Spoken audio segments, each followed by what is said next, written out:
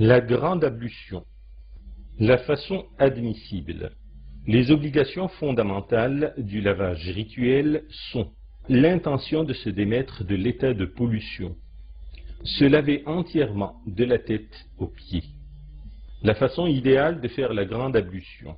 Il est recommandé au fidèle qui veut se laver dans un but religieux de commencer par dire « Bismillah », puis de se laver les mains jusqu'aux poignets 3 fois avant de les introduire dans le récipient, puis de verser de l'eau dans sa main gauche et d'utiliser afin de se laver les parties intimes.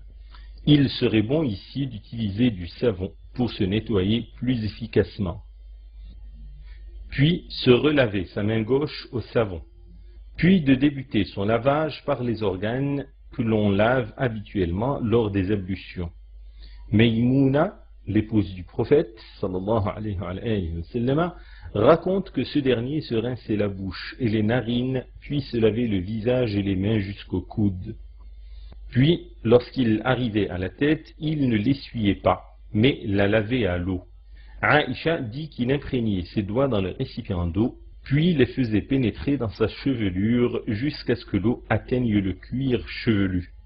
Puis il versait l'eau sur tout son corps.